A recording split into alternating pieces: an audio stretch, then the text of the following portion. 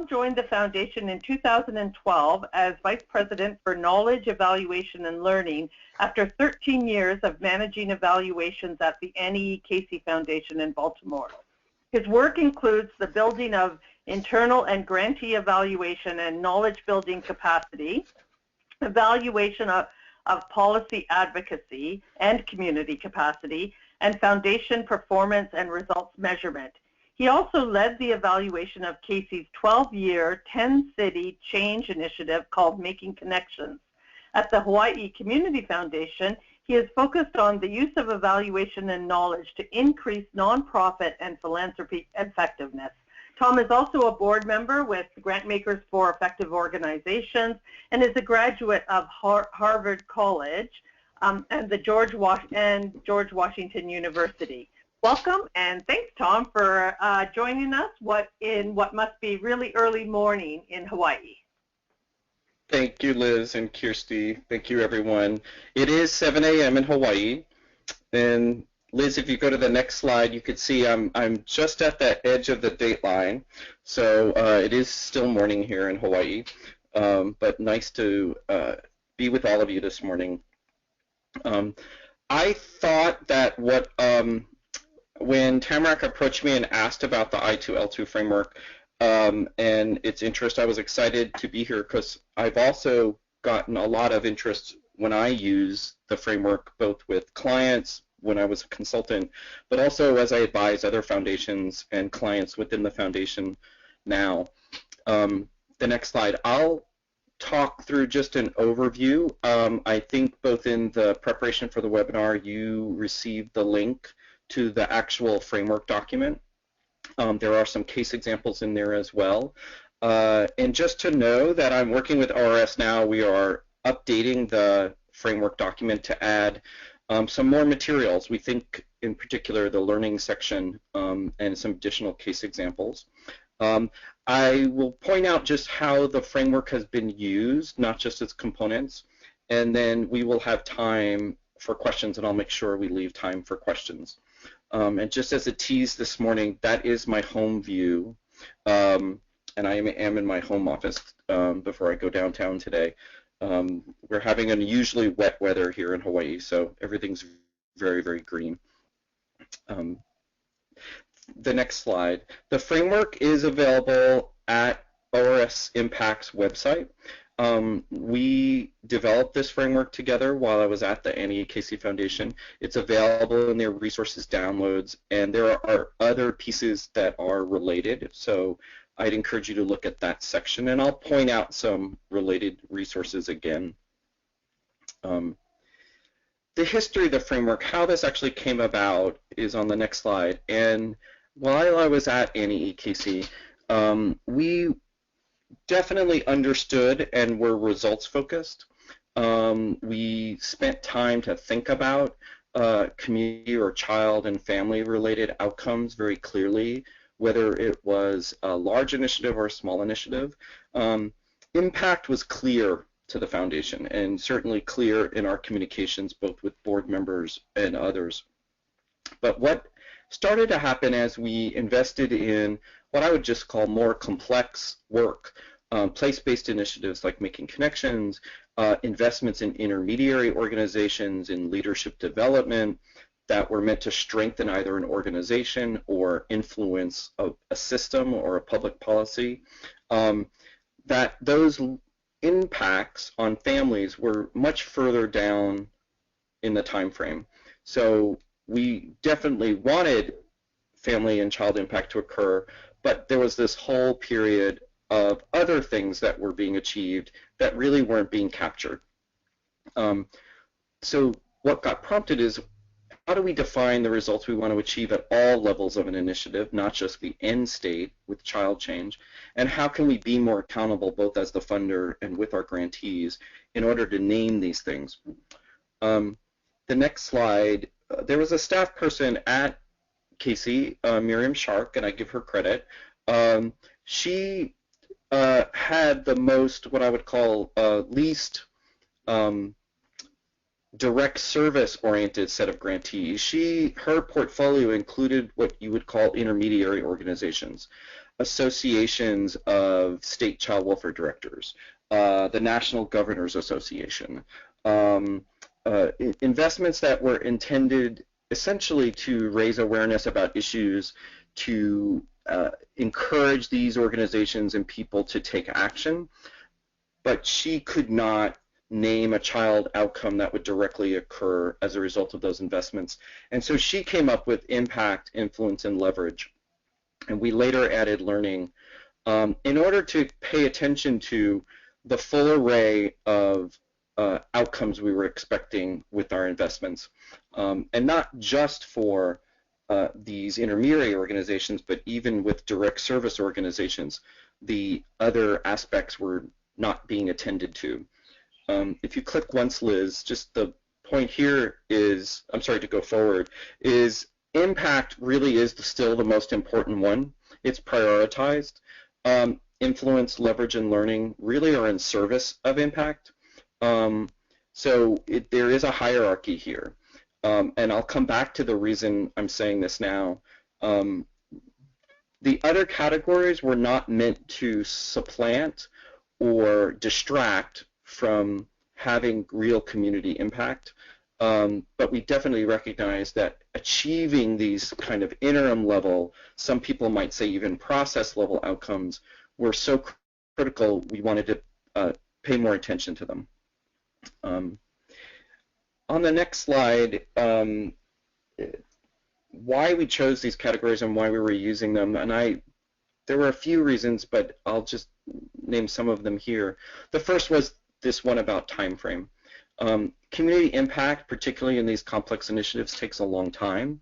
And in the meantime, we wanted to know what is happening with the investments and the efforts that are going into either getting prepared to implement or initiate in early stages of an initiative or program when you're still spending time on planning, even courses. We wanted to make sure that we could pay attention to them and name them.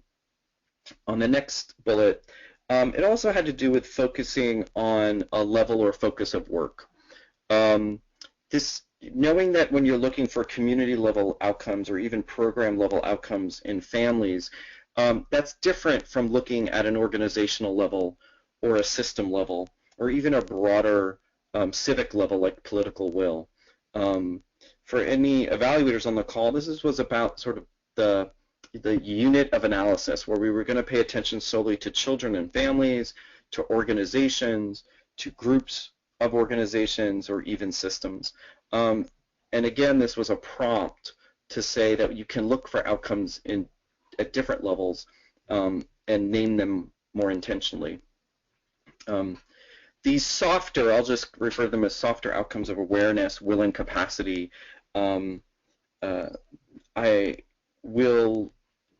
I've observed that these outcomes, although are fairly clear to folks on the ground working in communities as being critically important, often the interim outcomes that you're striving for daily in order to achieve community impact, they don't always communicate well or sufficiently to board members and funders.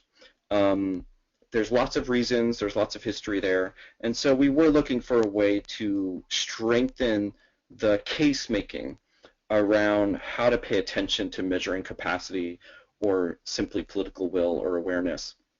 They're important short-term outcomes. In many cases, they're also important long-term outcomes. They're there and they remain at the end, even after community impact is achieved. And as I said before, we definitely wanted folks to be accountable not only to the long-term outcomes of community impact, but also those short-term or interim impacts, and not just looking backward and naming them, but could we actually define them and look at them prospectively. So the critical components for me are, in fact, that these outcomes get defined in advance. I say that because I've experienced folks looking over their shoulder and looking backward, and when family or community impact wasn't achieved, they were looking for other things that occurred and often fell on or grabbed at things like changes in influence and capacity, increase in money raised, or lessons learned. But I think this framework is more powerful when you can name at the outset that in fact you're intentionally trying to achieve certain influence outcomes or certain leverage and learning outcomes, rather than just rely on finding these or identifying these along the way as a side note. It also, if they're defined in advance, allows us to define specific measures or indicators, even if these are qualitative, to be able to say, I'm very interested not only in achieving, for example, the financial well-being of families, I'm also interested in raising the financial capacity of community-based financial institutions. And I will have specific measures in place that let me know that before families get strengthened, I'm strengthening the community banking or community financial system along the way. This itself is not a theory of change, but I think what underlies it are some assumptions about what's important about influence and leverage, what is the influence and leverage I need to achieve community impact, and so in this way allows us to complement either a strategy, a set of assumptions, or theory of change, and allows us to be more intentional in this work. And then finally, similar to the level of impact we're achieving is the target or the focus of change. Are we trying to achieve impact in what group or audience? Which audiences are we trying to influence? Who are we trying to leverage money from or resources from? And this one's critical in terms of it's not just any learning, learning by whom. If this is learning by the community or learning by the service providers or learning by the funder, these are things we hope to sort of name upfront and in advance. I was just going to pause and allow you to type in the chat box or around any questions so far, just around the background and purpose before I jump into the framework itself and talk about the components. I have a question, because you said you developed this for, while you were at the Annie Casey Foundation. Did you use the framework for the initiative that you worked on with the cities, the local cities? Making connections, certainly. So at the time, we did use what at the time was just I2L, so it was impact, influence, and leverage. We asked each of the sites to report their progress in terms of impact on children, influence on community capacity, and leverage of resources. Learning was in the framework and then was not included at that time. I'll refer later in the webinar to a document that we developed that supported that and provided some examples and measures. But we did use it. Casey doesn't use it as strongly now, but it's something I've carried with me and used it in my other work. I'm using it here in Hawaii. I've used it in consultation with other funders. I have found many, even especially small funders and small family foundations, people who understand that community or individual level impact takes a long time, but want to know and believe that they're actually having some effect on the community and want to know a better way to both document it and communicate it. And so the framework, I think, really gets taken up by people of, and what I've often heard is, oh my gosh, these are the things that I've been trying to describe to my board or to my donors. And this gives me a way to do that clearly and specifically.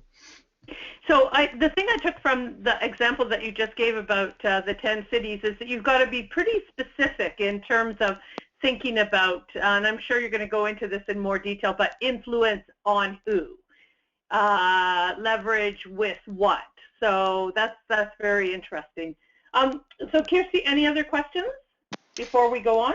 We do. We have a question and a comment. Robin just wanted to say no questions from her, but she wanted to let you know someone's listening. And Tom, you've been very clear. The question that we do have comes from Bill. He asks, how do you reconcile the need for defining outcomes in advance and the need to embrace emergent outcomes as well? Correct.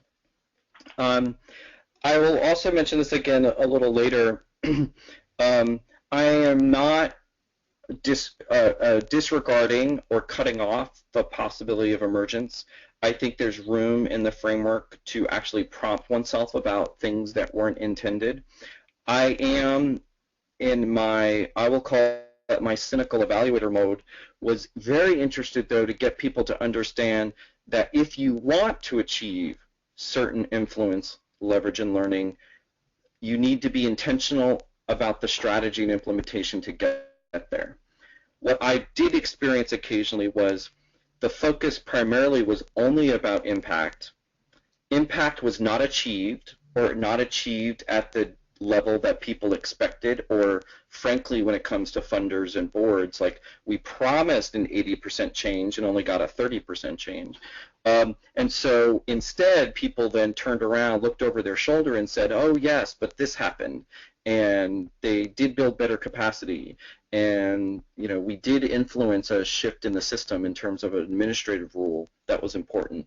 Those were great to see in emergence, but I felt often that some of these could have and should have been known from the beginning. And as a result, we should have named them up front and been more intentional about the strategy we would use to influence, or the strategy we would use to gain or strengthen learning, rather than rely solely on happenstance, or that this was the insurance policy. If I don't gain impact, I'm going to grab at all the other positive things that happened. So that's like me being slightly cynical, but I also think it's more powerful for people to say, yes, in order to achieve impact, I know I'm going to have to influence and leverage the system in certain ways. And not only are these the markers of my success to know that I achieve influence and leverage, but I actually have an intentional, logical strategy that will help me get there. Absolutely, there's room to say, and is there other influence that occurred that we didn't count on or hadn't planned for? Same occurs, I think, most often in the learning frame. There's a certain set of questions we might have wanted to answer or needed to answer, but we in fact learned a whole bunch of other things, and documenting that along the way. So definitely room for emergence. I just feel that the framework is more powerful to be prospective and name some intentional influence, leverage, and learning outcomes than use it as a retrospective looking backwards, because in that case you are going to either grab at the most obvious or the most visible, and these might be things that were good that occurred but may not be significantly contributing to the impact. So on impact, I'll walk through each of these and with some examples. They appear in the document. I'm seeing red on my microphone, so I won't talk as loud. Impact is the most obvious to you all. I won't go into much detail here. This is the one most people are used to using in terms of child, family, individual, or community level outcomes. Changes in skills, behavior, awareness, health, well-being. I separated it in these two slides. This slide I focused on the individual, or what I might call program level. For those of you who engage with results-based accountability, Mark Friedman divides outcomes into the program level results, which are about people and individuals, the people you're actually serving, versus the next slide, which is impact at a community or population level, where we're seeing population level change in health and well-being. All of these are legitimate. I think many of you on this call are used to defining these and measuring these types of outcomes. These are usually the clearest. They're also usually the signature things that either a funder or board talks about. we are increasing graduation rates, we are decreasing poverty, and we're either doing it for a small set of families that we're working with directly, or we're also hoping to change whole communities to see community level indicators change. I'm not going to spend more time on this one. I think this one is always has been the clearest. But as we move into the other ones, you'll see why we needed to define what is it then we mean beyond impact. What are the other types of outcomes we're hoped to be seeing in our work? Influence is about a range of things that we are looking to occur both at an organizational network, a system, a policy, or even at the level of community norms and awareness. Changes in visibility, often even if we are achieving a level of impact with families, we are happy to know that the community is aware, not only of the problem but of the solutions. Those are the types of things that live on beyond a program or initiative. And it's good that we know that community norms have changed, or that even at the end of our work, the way organizations work together, partner and network, is different. And so we named we defined a group of categories here of things you're used to seeing as you work with organizations: visibility, change in norms. If you go to the next slide, changes in public and political will and within the policy and system frame. For those in these initiatives that, even if they're not intentional at the outset about changing systems, very quickly in complex work and complex community change work, you know you can't just deliver direct service and expect big change without some change in the system. Changes in the way departments are staffed, changes in the way policies and regulations affect what services get delivered. And so we wanted to pay attention to those and name them. On the next slide, another important one is to look at the organizational level. I've often, in all my years as an evaluator, even when perhaps there was less success at achieving outcomes within this time frame, I've often seen an organization grow and strengthen in that implementation period, so that they are in fact stronger for the next set of work. So they may not have achieved all that community impact we were expecting in our 3 or 5 year timeline, but they are now much better situated to achieve impact after. So paying attention to the strengthening of organizational capacity, changes in practice and systems. Again, I'm not going to read through the examples here, but other examples in the next slide with the two. So there are several resources. Liz, your question before on the right, with ORS, we came up with this practical guide to documenting influence and leverage and making connections. This basically gave some really specific examples of measures and indicators and how people can both define and think about this.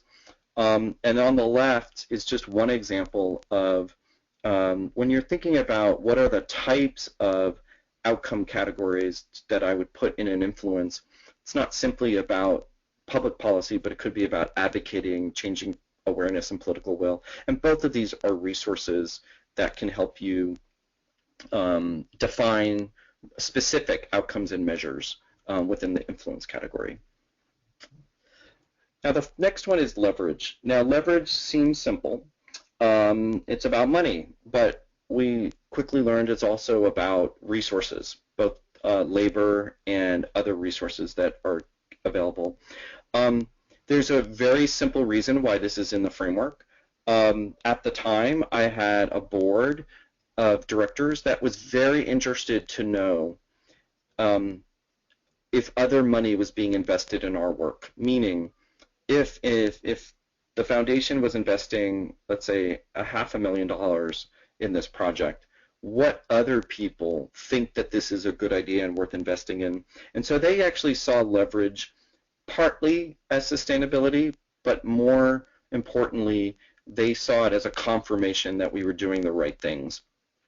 Obviously, people have different expectations for leverage or matching funds or what money gets brought in, but in my case, this very concretely was something my board wanted to see. And so as we began to look at it, we realized we needed also to define, well, what did we mean? Is this about new money? Is this about rearranging existing money? Is this about a change in public-private balance of funds? Is this about non-monetary resources? So I'm not proposing that you measure all of these types of leverage, but I do think it's worth the conversation, again, upfront, intentionally. What are the resources we are trying to strengthen in this work, and which are the ones we should be measuring? There are, again, in the influence and leverage document, some examples of this. I'll also point to their Jim Casey Youth Opportunities Initiative actually has a document about assessing leverage. They were helping their local sites figure out what's a good way to document essentially the in-kind, the cash, and the other types of resources that were flowing in, because their theory of change was actually about building a network of local sites that would rely on local funding, not just other funding. So there are examples out there. I just caution folks to, this one is where your definitions become very important. And for anyone with any math or accounting ability, it's interesting to sort of see how people understand how to count a 5-year commitment of money that appears every year. Are you going to count that 5-year commitment of $1 million in year 1, or are you going to divide it by 5 and count it each part of the year? If it's just rearranged money, how do you count a kind of rearranged money versus new money? So just think about the rules up front. Both of these documents help you think about what's a good way to define leverage. Otherwise, I will be honest, and I've worked with a variety of groups, this one starts to be a category of lots of hopeful math. People count things that really are an effort, not specific dollars flowing to what we need, but it's kind of the difference between what you read in the paper about what your provincial governor sets aside and what actually shows up on the street. So again, the cynical evaluator in me says, be careful what people count and spend time to define upfront what these things are. So our last category, and the one that I'm most interested in and encouraged, and I will say that we're still spending more time thinking about, is learning. I'm biased as both an evaluator and someone interested in knowledge and learning building and learning and evaluation capacity, that often even in initiatives and programs that family impact hasn't been as successful as designers and investors often hope, I've often been encouraged that at the end of that difficult work, even particularly if it's a demonstration, their learning and evaluation capacity is stronger.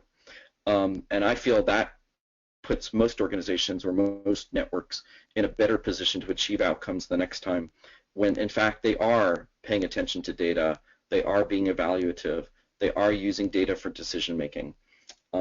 What I add here, though, is also how people then use and transfer this data and knowledge that they are accumulating. Again, the question before was about that which emerges. This is one for which absolutely there is room to document and pay attention to the learning that emerges. But I also think, and I'm more and more convinced, and I'm trying in my own practice to be more and more intentional around what is the learning that we need to have if we're going to be successful. If I'm working with a group of nonprofits that are, let's say, providing homelessness strategies to families, and I believe that two of the key things that are going to need to occur is, one is they're going to need to assess families differently and use that data to define different kinds of interventions or serve different kinds of families in various ways. Then I know that my success and impact will be reliant on my use of data or the program's use of data. And so that capacity has got to be learned and used. But if I'm also not understanding if there's a changing landscape of both homelessness and and housing options, then I need to be intentional upfront about defining a question that has to be answered if I'm going to be successful. So if at the beginning I'm working with these homelessness providers and it very quickly emerges that if we're going to be successful, we are going to need to learn how to better negotiate rental lease options for poor families in ways that haven't occurred before. We're going to have to learn a new way to market to landlords to make room for homeless families. To me, that's being intentional, that we actually have a learning agenda, and this learning agenda is not an add-on. It's absolutely critical for impact to be occurring. So that's just my plug for intentionality. The next slide are just possible resources that are around assessing learning, assessing evaluation capacity, assessing data use. There's lots of examples out there. These are just a few. They allow for assessing whether it's an organization, an individual, or group. Well, how well are we learning? How well are we using data? You will find a lot of evaluative capacity assessments out there, and I think increasingly you'll find different examples of am I a strong learning organization? Is this an organization that is capable of strategically learning? And these are just some examples. So I've run through the framework, I know, rather quickly. I do encourage you to go back to the case paper.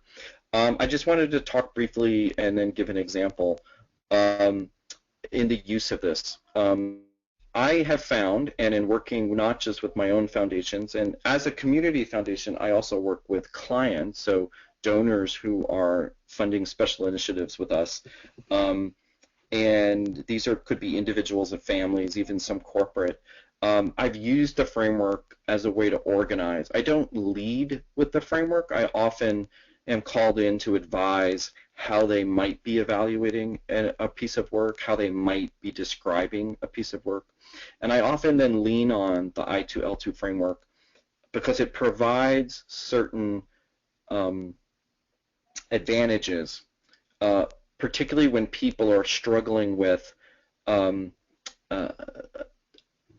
the achievement, either their achievement of the impact wasn't as good or as great as they wanted, or they feel that the impact isn't telling the whole story. So the advantages are, first, certainly that when you're at an enterprise, complex, or system level, we know change is happening all over the place. Some of this change is important, some of it's irrelevant to what we're trying to achieve, but we know that they're interrelated. And particularly when I'm working with a foundation, a whole organization, I often very quickly learn that it's not solely the result and impact about people that they are trying to achieve. They're often trying to achieve influence in their sector, influence with their partners, changes in policy or practice. Obviously, when things are complex in the social change environment, you can then also quickly see how these pieces fit together, how we actually define capacity, how we might leverage resources to support the community change.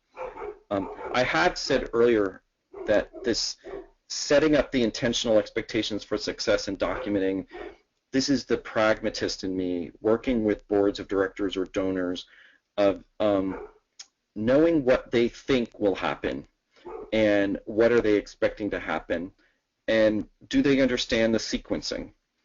No one achieves people impact or community impact right away. Things have to happen first, and there's usually a sequence and there's a time frame. It takes several years before we can change a school or teaching program to achieve child outcomes. If they understand that, then they're interested, then what is happening in those 1 to 3, 1 to 5 years, and can we talk about and document? It also, as I mentioned before, underscores what our theory of change assumptions are. And then, frankly, it helps people appreciate the interrelationship of what it means to be ready, to have capacity, and then address both system-level change and individual and community-level change. I'll be very brief and just talk about a case example we've used here in Hawaii, and part of it appears in the document. Our Hawaii Youth Opportunities Initiative is a program that supports foster youth, both teenage and young adult, in order to make a successful transition from foster care to adulthood. So it's both about supporting them with skills, but obviously there's lots of things that help youth make a transition to adulthood if and when they're not being adopted. If you click once, impact again pretty clear, where we measure the youth and their outcomes, where they are with their financial, their educational, their employment. Also, in this case, very interested to help these youth self-advocate, to sort of advocate for themselves both with employers, with the school system, but also more broadly with the state in this case, who are their guardians and were their sole supporters. But we also looked for influence in terms of specific legislative changes. And in Hawaii, one of those was to help these youth retain their health insurance through college. Normally, and lots of things have changed in the state with Obamacare, but at the time at age 21, a youth would have to leave Medicaid and health insurance, but if they were in college till they were 26, or even you working, this allowed foster youth in particular, who didn't have the option of parental insurance, to carry their health insurance into early adulthood. We also were very interested to see that youth were participating in these both policy and practice boards with voice and participation, that all the services being delivered were not being delivered with the voice of these youth and young people. We had an absolute interest in the leverage of what private and public dollars were supporting youth, but also where they were matching youth savings accounts. Many of these youth, an employer or sponsor would match them dollar for dollar or 2 to 1 for the money they saved in order they could use for apartments or cars. And then we also were very interested in how the community college system was providing additional resources to these youth to be successful in school. And then finally, for learning, we had a very particular interest, obviously, in the improvement of data use and training providers to use data better.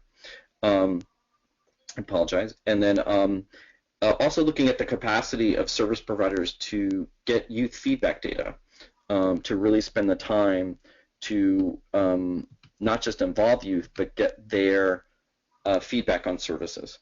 So this was a quick way to organize a whole set of outcomes that this initiative was trying to achieve, not just the outcomes in the upper left.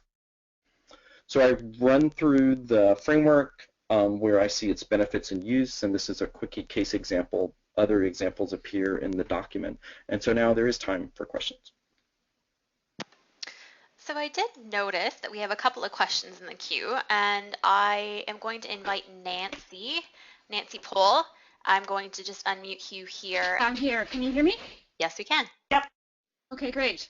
First of all, I wanted to say I really like this framework, Tom. It kind of, it hits upon the right notes of what one wants to be, paying attention to in community change work or in advocacy and policy change work, and so it's very clearly laid out, and I'm definitely think I will work with it in the future. I had 2 questions, and the first one, well, I think you were kind of starting to get at some of the answers to it in that last bit, but I'll ask it anyway. You might have something more to say about it. I'd be curious to hear about the ways in which this framework has been used, to the extent of what you know about how it's been used, to help to explain the complex nature of social change to stakeholders who don't already grasp this. For instance, practitioners on the ground, program officers, so on, already grasp this, and so already understand that we need to be tracking and following, changes on these 4 different levels. But members of a board of a foundation may or may not already intuitively grasp this. Correct. And I think this is where we challenge ourselves in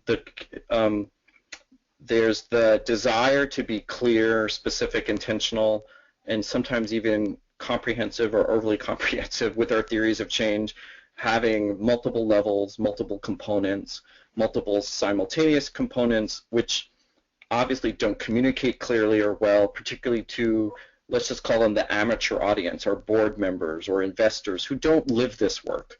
And so it's hard to communicate. I'm guilty myself of creating overly complicated theories of change because I'm trying to be comprehensive, but recognize that they don't communicate well.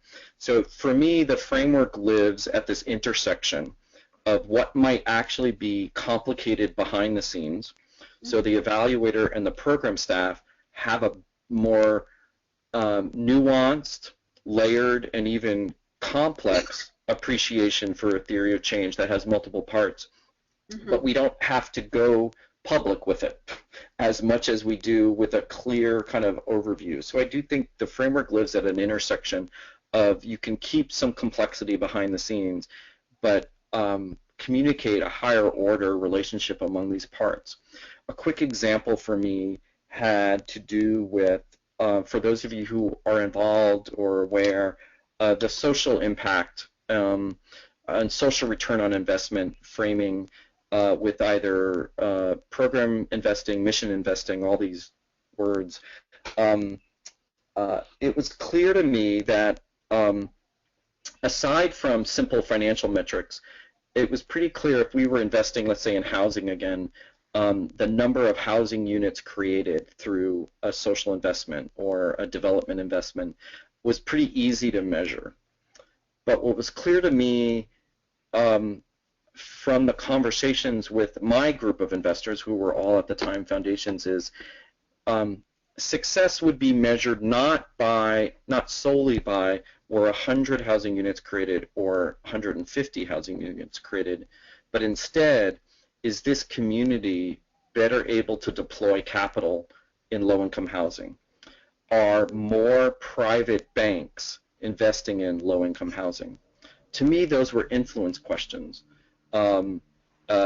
So in essence, I could have killed myself to figure out if it was 139 housing units or 142 housing units, when in fact that ended up being a much smaller question. So although everyone talked about impact being prime here, I actually felt that impact was kind of the secondary result of these other things happening. And so in that case, it was a way to communicate what we know is complicated, but highlight the fact that we would not be able to achieve impact if we have not changed the way capital gets deployed in poor communities for housing. And so there are probably lots of folks around that table who are bankers who would understand that question, but were not going to engage if I was going to have a conversation with them about how I'm going to measure the financial capacity of nonprofit developers, or what's the ability to deploy. I think they would get it intuitively, but I think they'd be bored by my assessment, as opposed to framing it as, then what are the important things here that we highlight and pay attention to. So that's just my quick example of there's complexity, but there are lots of audience for whom the complexity doesn't help them understand. Yeah, that's thank you for that. I have a second question that I'd like to ask as well, if there's still time for that, if somebody else hasn't put themselves in line. Is that okay? Go right ahead, Nancy. Okay. And it's interesting because you just mentioned you kind of started to get at this a bit in your answer here, but I would like to hear a little bit more, if possible, about ways in which this framework has been used to help to revalue qualitative data and sense making in an environment that, to me at least, seems to be increasingly obsessed, I don't know if that's the right word, dazzled with quantitative measures. And so just the fact that you were talking about SR, social return on investment, I think kind of creates a good segue into that question. I absolutely, I think part of what I think has, I won't say surprised us. So Jane Rhysman is the founder and CEO of ORS Impact. And as Jane and I have used it with different audiences, she continues to use it with clients. I use it with donors, my own staff, and foundations I work with. I think people gravitate quickly to the fact that I can describe something that I've had trouble measuring. So even just parking it in this category makes me feel better that I'm recognizing the importance of it. Mm-hmm. So I think that's partly why it resonates so much with people. I do think this absolutely lifts up qualitative measures. And again, going back to my point about intentionality, I think, again, if you can name what feels like a soft or qualitative outcome in advance, you can figure out a way to assess. It may be a qualitative measure, but you can create a measure, a rubric, something that supports the idea. But I do think we have more credibility if we can do that intentionally and prospectively than we do retrospectively. And so for me, naming these outcomes up front to say, even if I know I'll go back to the financial capacity question, although Living Cities has struggled with this whole idea of, are we deploying more private capital in a poor neighborhood? I'm sure there are a lot of economists who could come up with something, but I just needed a sense of, are we seeing the presence of private banks in a poor neighborhood in another way? And I might not have a perfect econometric way to do that, but if I can point to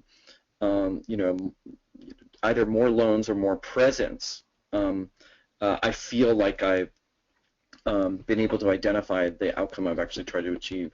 I will also say that if, again, we're being intentional in naming these up front, it at least allows us to figure out if there are better ways to measure some of these things.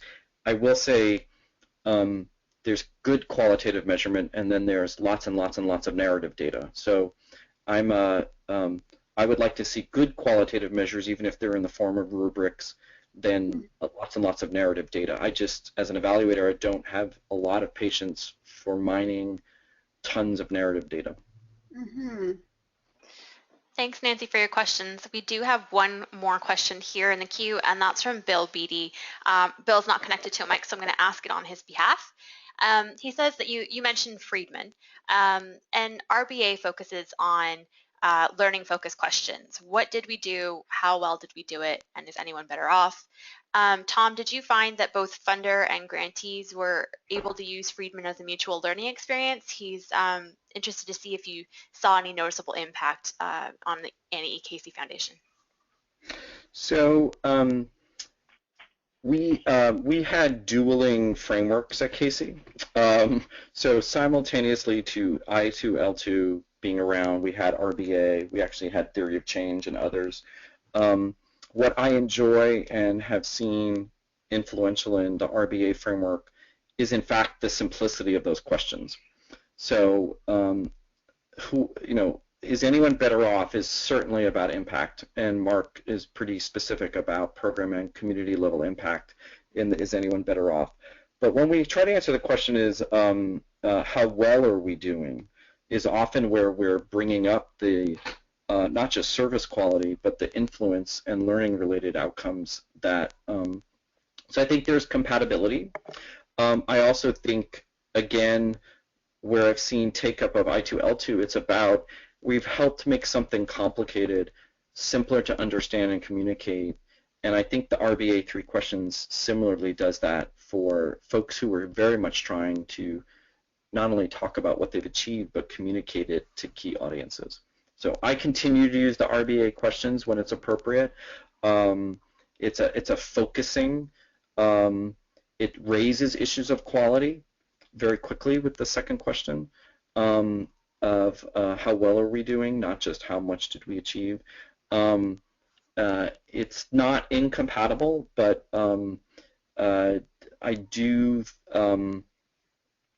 I frequently use RBA questions myself when I'm working with someone who's just starting in the evaluation process. They're not sure where to focus, and so that's a good way to help people. Then what are the things you're trying to achieve to not only get people to be better off, but to work better and smarter? And so they're focusing questions. I think the I2L2 framework is more helpful, less at a programmatic level and more at an institutional or enterprise level, like when we're looking at a whole array of strategies, not just one. And that usually occurs with either a complicated initiative or an organization which has both a communications agenda and a service agenda and a partnership agenda and a fundraising agenda. And we're trying to unite the various parts of that strategy into one clear kind of message that communicates. Great. Thanks so much, everybody, for your questions, and thanks, Tom, for joining us on the call today. Wow, you communicated or you shared a lot of information not only about the I2L2 framework, but also in the case study how it's been applied. And I know that when I looked at the I2L2 core document that there's a link to in this webinar, that there's actually additional case studies of the application of I2L2 in different, for different organizations and in different type groups. So I think that those of you that will download the document after this call, you'll find that as well. I've just got a couple of wrap-up things to take everybody through. Just to let you know, we've got a couple of upcoming learning events. We have a call on October 15th, which is coming up pretty soon, with Mayor Don Iveson and Paul Bourne, and it's going to be a webinar on Edmonton's strategy to end poverty in a generation. They're taking a very bold approach in Edmonton, so we invite you to join the call, and here's the link to join that webinar. We also have our next Evaluating Community Impact Workshop, which is a 3-day signature Tamarack event. It's taking place in Montreal at the end of October. If you can't make it but would like to send it out to your colleagues, we invite you to do so. We still have a few places. We're about halfway sold out, so we're still looking for some folks to join us, and that'll be a great opportunity to continue the learning. And also, I was thinking, Tom, that this would be a great thing to take the I2L2 framework to share it with the folks attending that conference. We're also going to be sending you in a few days an email with links to the audio and other materials related to today's call. If you don't get that email, or if you have any other comments, please email us at tamarack@tamarackcommunity.ca to let us know what you thought about today's broadcast. You're also encouraged to check out Tamarack's other online and face-to-face events on our homepage at www.tamarackcommunity.ca. Of course, of note, Tamarack's also, in addition to the Evaluating Community Impact, later in November we will be hosting a brand new 3-day workshop on community engagement, the next generation. And so details about that 3-day workshop are also on the Tamarack event page. So again, everybody, thanks so much for joining us. Tom, thank you so much for getting up very early in Hawaii. I know that a couple points the sound went a little bit wobbly, but I was able to hear you okay during the whole call. So thanks again for joining us. Thank you.